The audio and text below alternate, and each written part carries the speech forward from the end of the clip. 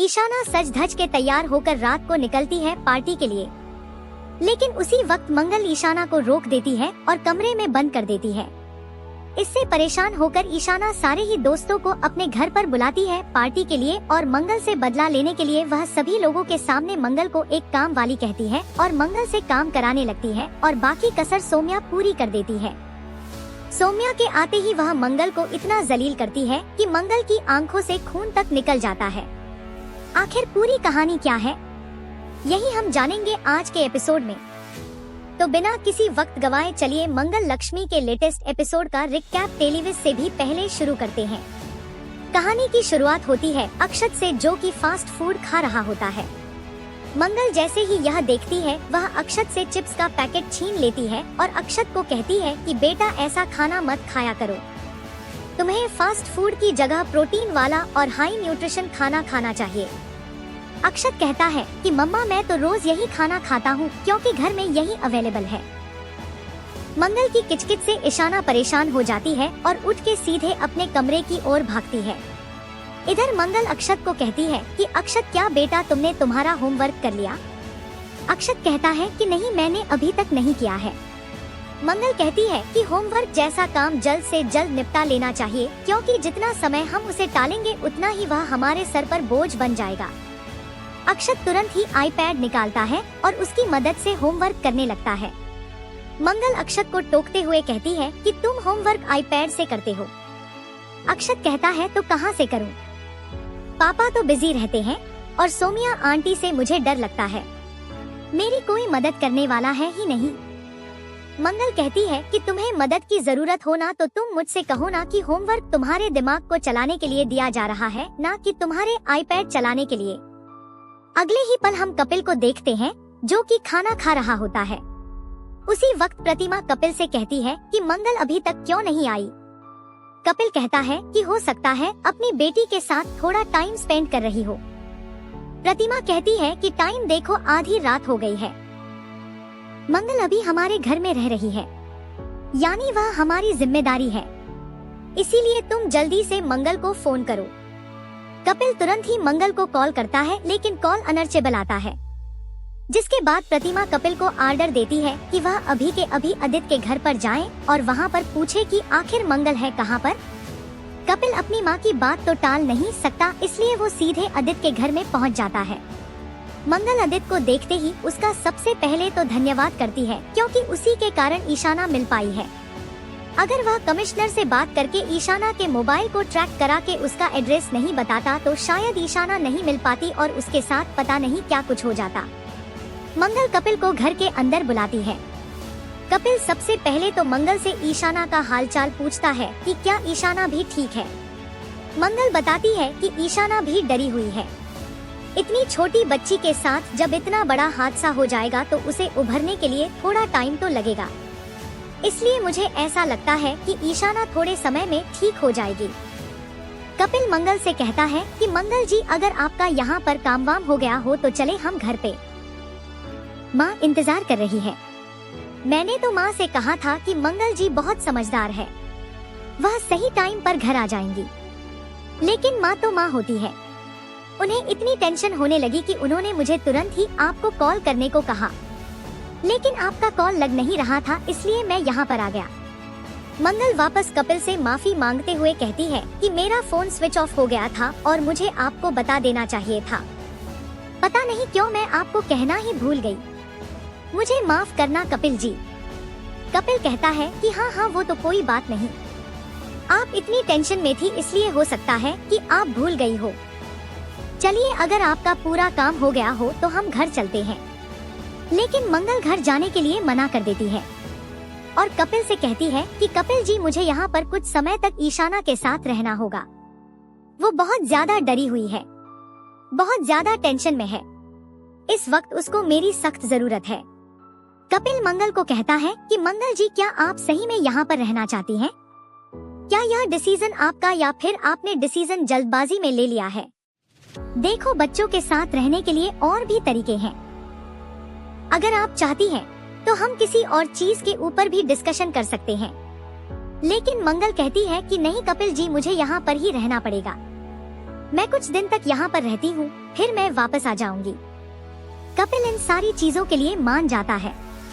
साथ ही मंगल कपिल से यह भी अनुरोध करती है कि कुछ समय तक वह वर्क फ्रॉम होम ही करेगी। कपिल इसके लिए भी मान जाता है और वहाँ से चला जाता है। सभी लोगों के सोने के बाद आधी रात को ईशाना की आंखें खुलती है। ईशाना चुपके से मिरर के पास में जाती है और पार्टी के लिए तैयार होने लगती है।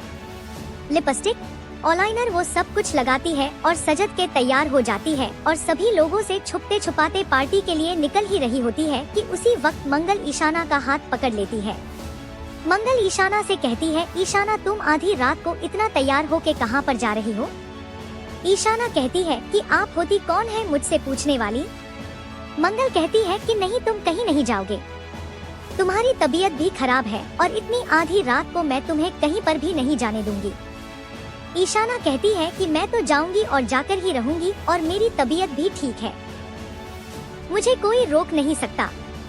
मंगल कहती है कि शरीफ घर के लोग ऐसे रात को कहीं नहीं जाते, खासकर लड़कियां। अगर तुमने ज्यादा जाने की जिद करी ना तो मैं सभी लोगों को बता दूंगी कि तुम आधी रात को पार्टी करने जाती हो। लेकिन ईशाना फिर भी नहीं मानती है और मंगल को धक्का देकर वहाँ से भाग रही होती है। लेकिन मंगल ईशाना को वापस से पकड़ लेती है। मंगल कहती है कि ईशाना यह क्या तरीका है? इतनी बदतमीजी, तुम इतनी जल्दी इतना कैसे बदल गई? ईशाना कहती है कि डोंट टच मी, आप दूर रहिए मुझसे, यह मेरी लाइफ है, मेरी जिंदगी है, मैं कहीं पर भी जाऊं इससे आपको क्या फर्क पड़ता है?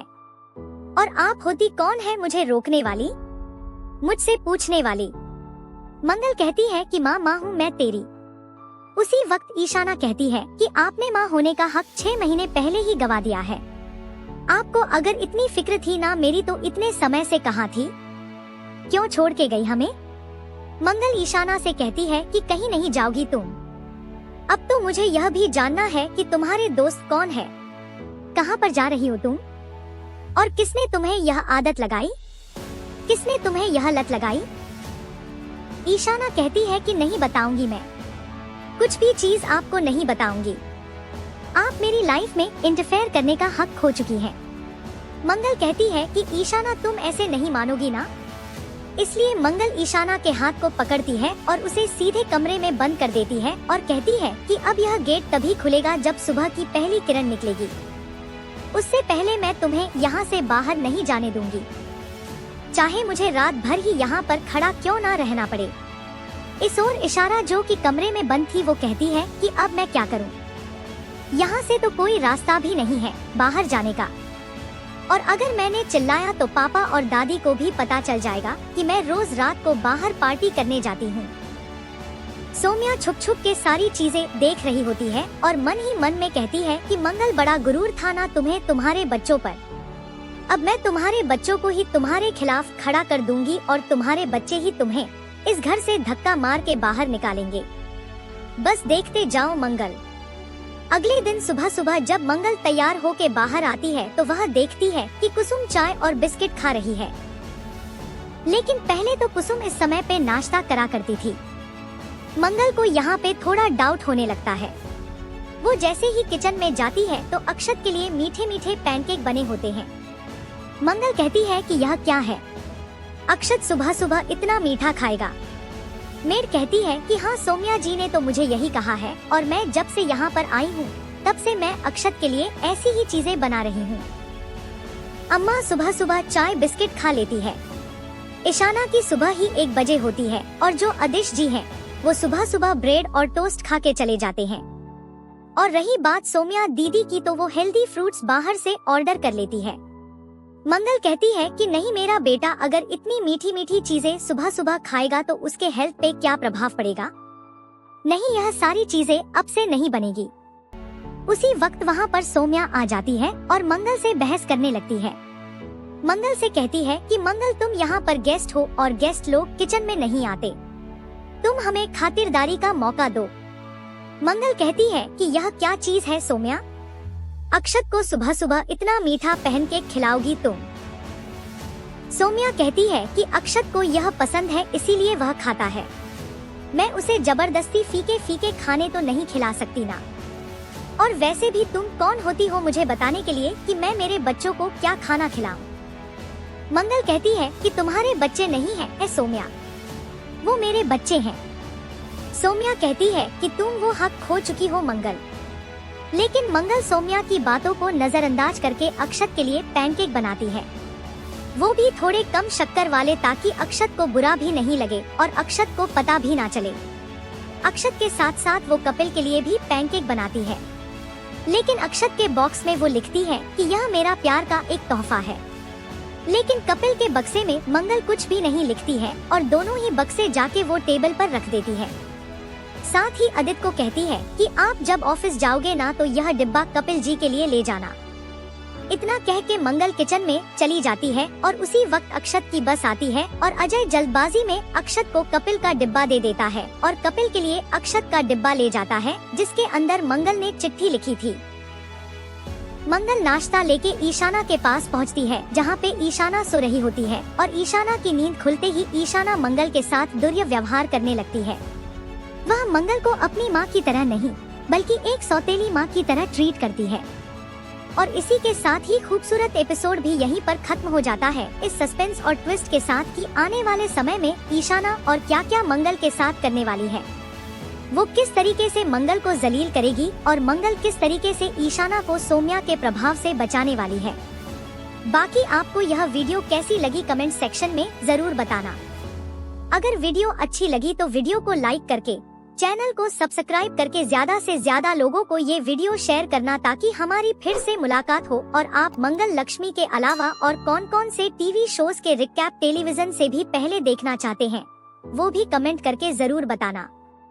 नाम